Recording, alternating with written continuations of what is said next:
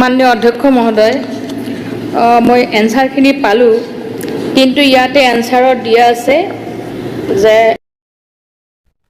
নমস্কাৰ সকলোকে active study আছামৰ আন এটা গুৰুত্বপূৰ্ণ ভিডিঅ'ৰ সৈতে পুনৰ এবাৰ স্বাগতম জনাইছোঁ। আপোনালোকক পুনৰ এবাৰ স্বাগতম জনাইছোঁ অংগনবাড়ী কৰ্মী সহায়িকাসকলৰ আন এক গুৰুত্বপূৰ্ণ ভিডিঅ'ৰ সৈতে। এগৰাকী মহিলা বিধায়িকাই বিধানসভাৰ মজিয়াত অংগনবাড়ী কৰ্মী সহায়িকাৰ কেইবাটাও দিশ উল্লেখ কৰিলে আৰু বিভাগীয় মন্ত্ৰীয়ে কি উত্তৰ দিলে জানো আহক। ভিডিঅ'টো শেষলৈকে চাব, কাৰণ শেষত নিযুক্তি সম্পৰ্কীয় আলোচনা আছে। তেনেহ'লে দেৰি নকৰি ভিডিঅ'টো আৰম্ভ হ'ব। মাননীয় অধ্যক্ষ মহোদয়, মই এনসাৰখিনি পালোঁ, কিন্তু ইয়াতে এনসাৰত দিয়া আছে যে ধুবুৰী জিলাৰ ভিতৰত 2135টা অংগনবাড়ী কেন্দ্ৰ আছে। ইয়াৰে 221টা অংগনবাড়ী কেন্দ্ৰ আদৰ্শ অংগনবাড়ী কেন্দ্ৰ হিচাপে অনুমোদিত কৰা হৈছে। কিন্তু মোৰ প্ৰশ্নটো হৈছে, ছাৰ, ধুবুৰী জিলাত থকা 2135টা অংগনবাড়ী কেন্দ্ৰৰ মাজত 221টা আদৰ্শ অংগনবাড়ী কেন্দ্ৰ উন্নীত কৰা হৈছে। এই ক্ষেত্ৰত যিবিলাক জেনেৰেল অংগনবাড়ী কেন্দ্ৰ সেইবিলাকৰ লিষ্ট ইয়াতে দিয়া নাই। এই ক্ষেত্ৰত বিভাগৰ সক্ৰিয়তা প্ৰতিফলিত নহ'ল। চলিত বৰ্ষত ধুবুৰী বিধানসভা সমষ্টিৰ কমেও আধা অংগনবাড়ী কেন্দ্ৰ আদৰ্শ অংগনবাড়ী কেন্দ্ৰলৈ উন্নীত কৰাৰ পদক্ষেপ গ্ৰহণ কৰিবনে?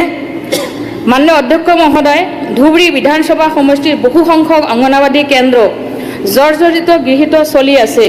উক্ত কেন্দ্ৰসমূহৰ অগ্ৰাধিকাৰ ভিত্তিক গৃহ নিৰ্মাণৰ ব্যৱস্থা কৰা হ'বনে? যিবোৰ চুবাত যথেষ্ট সংখ্যক শিশু মাতৃ থকাৰ পিছতো অংগনবাড়ী কেন্দ্ৰ নাই, সেইবোৰ ঠাইত নতুনকৈ অংগনবাড়ী কেন্দ্ৰ স্থাপনৰ ক্ষেত্ৰত বিশেষ পদক্ষেপ গ্ৰহণ কৰা হ'বনে?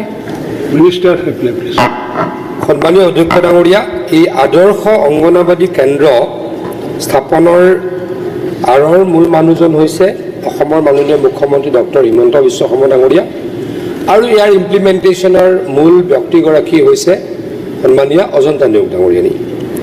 অধ্যক্ষ ডাঙৰীয়া, মোৰ মনত আছে যেতিয়া 2002-03 চনত অংগনবাড়ী কেন্দ্ৰ বনাইছিলে, তেতিয়া অধ্যক্ষ ডাঙৰীয়া এটা অংগনবাড়ী কেন্দ্ৰৰ কনষ্ট্ৰাকশ্যন খৰচ আছিলে 1.5 লাখ টকা। মোৰ যিমান মনত আছে অধ্যক্ষ ডাঙৰীয়া, আজি আমি তাৰ 18 বছৰ, 2002-03 হৈছিলে, আমি 21ৰ পৰা বনালোঁ। 18-19 বছৰৰ পাছত অধ্যক্ষ ডাঙৰীয়া আমি 25 লাখকৈ টকা খৰচ কৰি এটা আদৰ্শ অংগনবাড়ী কেন্দ্ৰ বনাইছোঁ। অধ্যক্ষ ডাঙৰীয়া, আমি যদি চাওঁ 25 বছৰত ইমান 1.5 লাখৰ পৰা 25 লাখ হ'ব নালাগিছিলে। 1.5 লাখৰ পৰা হয়তো খুব বেছি 10 লাখ হ'ব লাগিছিলে। আমাৰ ইনফ্লেশ্যন বা আমাৰ গ্ৰ'থ যদি চাওঁ, 1.5 লাখটো এতিয়ালৈকে হয়তো 10 লাখ হ'ব লাগিছিল, কিন্তু 25 লাখ হ'ব নোৱাৰে। অধ্যক্ষ ডাঙৰীয়া, তাৰমানে আমি কেন্দ্ৰটো যিটো সেইখিনি সময়ৰ চৰকাৰে 1.5 লাখত বনাইছিল, আমি বনাব লাগিছিল ইনফ্লেশ্যন বা গ্ৰ'থ ৰেট লৈ 10 লাখ টকাৰে, আমি বনালোঁ অধ্যক্ষ ডাঙৰীয়া 25 লাখ টকাৰে, আৰু অতি সুন্দৰ অংগনবাড়ী কেন্দ্ৰ আমি বনাবলৈ সক্ষম হৈছোঁ। অধ্যক্ষ ডাঙৰীয়া, যোৱা 5 বছৰত আমি কমপ্লিটেড আৰু আণ্ডাৰ কনষ্ট্ৰাকশ্যন মিলাই প্ৰায় 9,500 অংগনবাড়ী কেন্দ্ৰ বনাইছোঁ, আৰু মই কনফিডেণ্ট মাননীয় মুখ্যমন্ত্ৰী ডাঙৰীয়াৰ নেতৃত্বত অজন্তা নেওগ ডাঙৰীয়ানীয়ে এই 5 বছৰটো অতি কমেও 10,000 আদৰ্শ অংগনবাড়ী কেন্দ্ৰ বনাব। নিশ্চয়কৈ ধুবুৰীতো অংগনবাড়ী কেন্দ্ৰ বনোৱা হ'ব। ছাৰ, মোৰ ছাপ্লিমেণ্টাৰী কুৱেশ্যনটো হৈছে, যিটো সময়ত অসমৰ মুখ্যমন্ত্ৰী মাননীয় হিমন্ত বিশ্ব শৰ্মা ডাঙৰীয়াই কৈছে দুৰ্নীতিমুক্ত অসম গঢ়িব লাগে, সেইটো সময়ত আমাৰ ধুবুৰী জিলাতে জ্বলন্ত প্ৰমাণ আছে। এই অংগনবাড়ীৰ ক্ষেত্ৰত জিলা ছ'চিয়েল ৱেলফেয়াৰ অফিচাৰজন এৰেষ্ট হৈছে দুৰ্নীতিৰ কাৰণে। আজি ছাৰ, আমাৰ ধুবুৰী সমষ্টিত, ধুবুৰী বিধানসভা সমষ্টিৰ গৌৰীপুৰ ICDSত মই জনামতে এতিয়াও 52টা ৱাৰ্কাৰ্ছ আৰু 121টা হেল্পাৰৰ পদ খালী হৈ আছে। এই 2 বছৰৰ আগতে অংগনবাড়ী কৰ্মী সহায়িকা পদৰ নতুন নিযুক্তিৰ বাবে আবেদন গ্ৰহণ কৰি সেইবোৰ পদ বিপৰীতে সাক্ষাৎকাৰো গ্ৰহণ কৰা হৈছিল। উক্ত পদসমূহৰ বিপৰীতে এতিয়াও নিযুক্তি নিদিয়াৰ কাৰণ কি?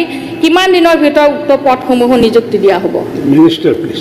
সন্মানীয় অধ্যক্ষ ডাঙৰীয়া, মাননীয় সদস্যগৰাকীয়ে হিমন্ত বিশ্ব শৰ্মা ডাঙৰীয়াক আচলতে ধন্যবাদে জনাইছে ইনডিৰেক্টলি।